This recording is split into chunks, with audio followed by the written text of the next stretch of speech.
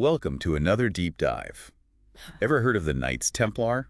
You know those warrior monks shrouded in mystery and legend? Absolutely. Well, you sent us a bunch of research on them, and we figured a deep dive is in order. Yeah, sounds good. So today we're going back to the Middle Ages, Okay. a time of crusades, castles, and chivalry. And to guide us through this historical labyrinth, we have an expert in medieval history. Glad to be here. The Knights Templar are a fascinating subject. Yeah, they are. So first things first, for those of us who might not be medieval scholars, who exactly were the Knights Templar? Well, the Knights Templar were a Catholic military order. Okay. They were founded in Jerusalem around 1119, and their initial purpose was to protect Christian pilgrims traveling to the Holy Land.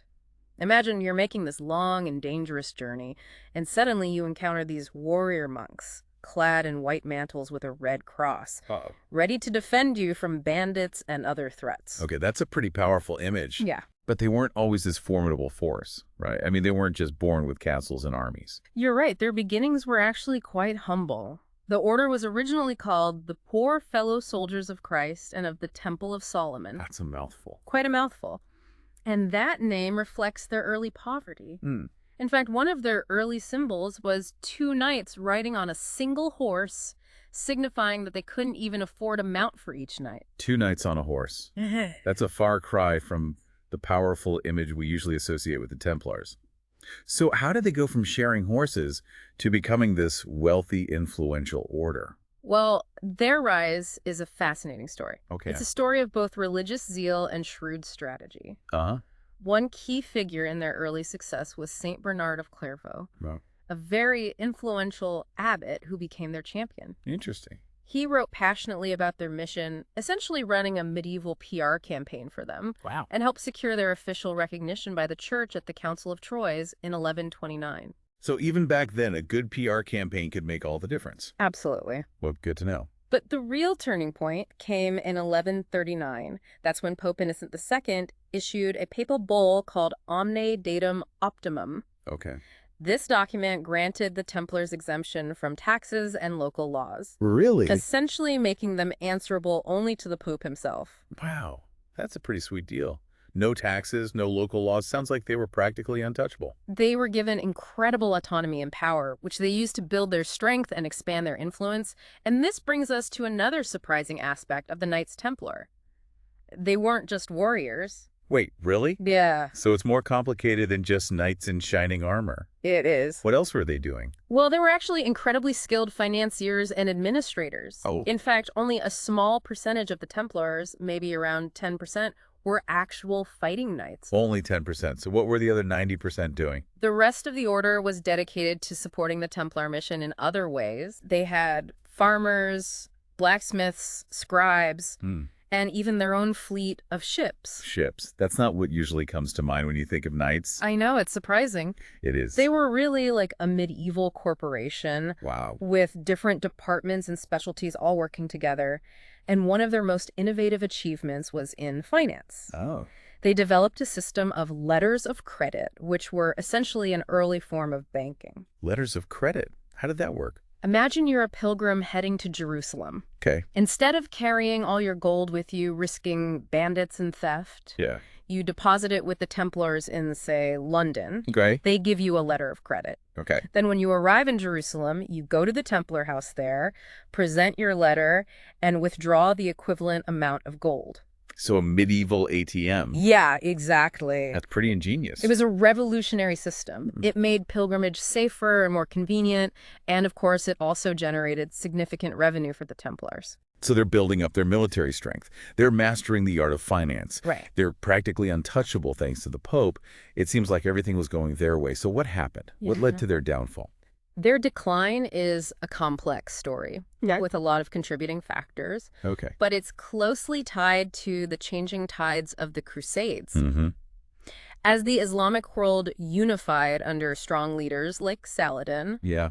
the Christian crusader states started to lose ground. The loss of Jerusalem in 1187 must have been a huge blow. It was a devastating defeat for the Crusaders, Okay. both strategically and symbolically. The loss of Jerusalem weakened the Templars' position in the Holy Land and contributed to their eventual decline. But their downfall wasn't just about military defeats. There were other forces at play, including political machinations and accusations that would ultimately seal their fate. Yeah, the loss of Jerusalem was definitely a turning point. Hmm? Um, it shifted the balance of power in the region and, kind of raised questions about the temple's effectiveness. Hmm. And this coincided with another problem, mounting debt. Debt. Didn't you say they were financial masterminds? They were, but Yeah. even financial masterminds can fall victim to changing circumstances. I guess so. And one of their major debtors was King Philip V of France, Okay. a ruler with ambitions as vast as the Templars' treasury. Okay, I'm sensing a conflict brewing here. A powerful king in debt to an even more powerful order that can't be a good combination. It was a recipe for disaster.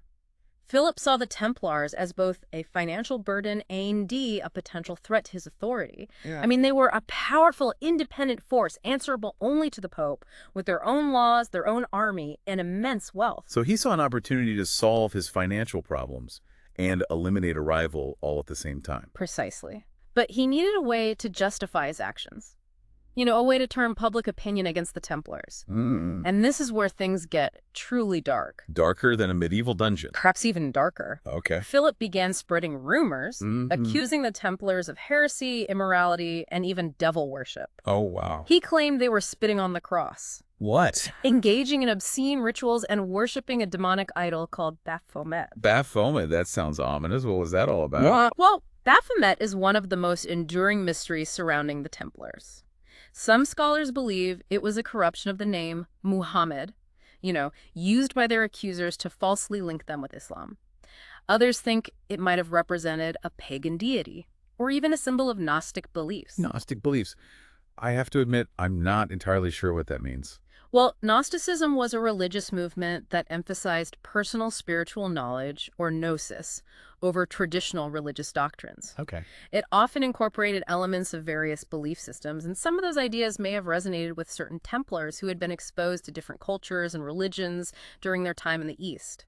So whether Baphomet was a real idol, a misinterpretation, or a symbol of something else entirely, it became a powerful tool for Philip to demonize the Templars. Exactly. He used these accusations to whip up public fear and outrage, paving the way for his ultimate move, the mass arrest of the Templars. And this is where we get to that infamous date, Friday, October 13th, 1307. A date that has become synonymous with bad luck.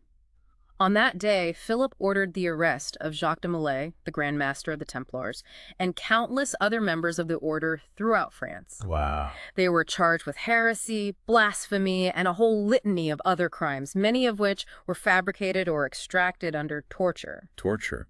That seems excessive, even for the Middle Ages. It was a brutal and unjust campaign.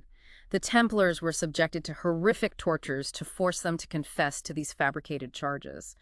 Many of them, under duress, admitted to things they never did, simply to end the pain. It's a chilling reminder of how easily power can be abused, especially when fueled by greed and ambition. Absolutely.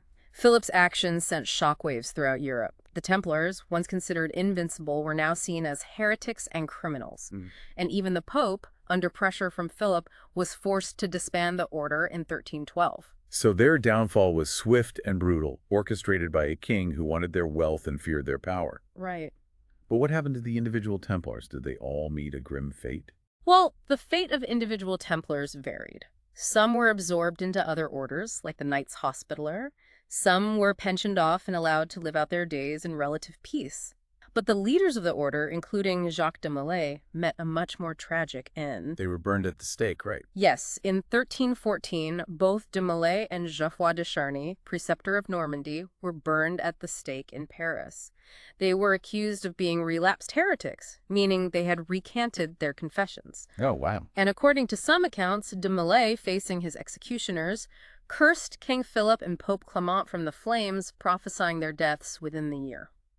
A curse from a dying man. It sounds like something straight out of a medieval legend. It does, and it adds another layer of intrigue to the Templar story. And what's remarkable is that both Philip and Clement did die within a year of de Molay's execution, Really? fueling the legend of his curse. So the Templars are gone. Yeah. Their order dissolved, their leaders executed, Right. their assets seized. But their name, their symbol, the legends, they're everywhere. Why do you think they continue to fascinate us centuries after their demise? Well, I think it's a testament to the enduring power of their story. Yeah. They were a unique blend of warrior monk, skilled financier, and international power player. Right. And their sudden downfall, shrouded in accusations of secrecy and heresy, only adds to their mystique. I can see how their story would capture people's imaginations. It's got all the elements of a great thriller: power, intrigue, betrayal, mystery. Exactly. And then there are all those unanswered questions, all those lingering mysteries. Exactly. What truly happened during those initiation ceremonies? What's the real story behind Baphomet? Where did all their treasure go? Did the Templars really disappear completely? Or did they go underground, their secrets passed down through hidden lineages? These are questions that have fueled countless books, movies, and conspiracy theories. It's like their story taps into a deep-seated desire to uncover hidden truths, to believe in secrets and conspiracies. And let's not forget the enduring appeal of their image. The warrior monks, the white mantles with the red cross, the chivalric ideals. They represent a romanticized vision of the Middle Ages, a time of knights, castles, and crusades. So it's a combination of factors: the historical facts, the mysteries, the legends, and the powerful symbolism. All of these elements have woven together to create an enduring fascination with the Knights Templar. Precisely. And I think it's important to remember that their story is not just about the past. It also raises important questions about power, corruption, and the dangers of unchecked ambition, themes that are still relevant today. Well, you've certainly given us a lot to think about. We've covered a lot of ground in this deep dive, from the Templars' humble beginnings to their rise to power, their innovative financial systems, their dramatic downfall, and their enduring legacy. But as you mentioned, there are still so many unanswered questions. There are, and I think that's part of what keeps us coming back to the Templars. They challenge us to think critically, to question the narratives we've been given, and to keep searching for the truth even when it's hidden beneath layers of myth and legend. So, for our listeners who are now eager to delve deeper into the world of the Knights Templar, what are some of the big unanswered questions that continue to intrigue historians and researchers today? Well, we've touched on some of them already. The mysteries surrounding their initiation ceremonies, the true nature of Baphomet, the whereabouts of their alleged treasure. These are all questions that continue to spark debate and speculation. Yeah, those secret initiation ceremonies seem to be at the heart of a lot of the controversy surrounding the Templars. What do we actually know about what went on behind closed doors? Unfortunately, not as much as we'd like. Most of the accounts we have, they come from former Templars who were tortured into confessing, or from their enemies who were looking for any excuse to discredit them. So it's hard to separate fact from fiction, especially when torture was involved. Exactly. It's likely that some of the accusations, like spitting on the cross or denying Christ, were completely fabricated or grossly exaggerated to paint the Templars as heretics and justify their persecution. It sounds like a classic case of propaganda and smear tactics even back then. Absolutely. But there are these tantalizing hints that the Templars did have some unusual beliefs and practices that set them apart from mainstream Christianity. Their prolonged exposure to different cultures and religions in the East, combined with their strict code of secrecy, it created fertile ground for speculation and suspicion. Speaking of speculation, what about the rumors of hidden Templar treasure? Is there any truth to those stories? It's one of the most enduring legends surrounding the Templars. And while there's no concrete evidence of vast hoards of gold hidden away in secret vaults, it's certainly possible that some of their wealth remains undiscovered. Remember, they had a vast financial network spanning across Europe and the Middle East. When Philip IV seized their assets, it's unlikely he recovered everything. So somewhere out there might be a lost Templar treasure just waiting to be found. It's a romantic notion, even if it's probably more fiction than fact. It certainly fuels the imagination. And then there's the even more intriguing question of whether the Templars survived in some form after their official dissolution. Wait, really? There are people who believe that the Knights Templar still exist today. There are. Some theories suggest that they went underground, their secrets passed down through hidden lineages or secret societies. Others believe they resurfaced in different forms, perhaps influencing other groups, like the Freemasons. That sounds like something straight out of a Dan Brown novel. It does, doesn't it? And while there's no credible evidence to support these claims, the idea of a secret Templar legacy, it continues to capture people's imaginations. It speaks to our fascination with conspiracies, hidden knowledge, and the idea that history might not be as straightforward as we've been told. So even though their order was officially disbanded in the 14th century, the Knights Templar continue to have a presence in our world. whether it's through their historical legacy, the enduring mysteries surrounding them, or the countless stories and legends they've inspired. That's right. They represent a fascinating intersection of history, religion, finance, and military power. Their story is a reminder that even the most powerful institutions can fall victim to political machinations, that truth can be obscured by propaganda and fear, and that the past is often more complex and ambiguous than we might think. This has been an incredible journey back in time exploring the rise and fall of the Knights Templar.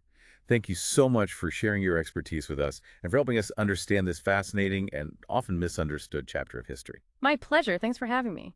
And for our listeners, we hope this deep dive has sparked your curiosity about the Knights Templar. There's so much more to explore, so many more questions to ask, rabbit holes to go down. So keep researching, keep questioning, and keep that sense of wonder alive. Who knows, you might even uncover a Templar secret or two along the way.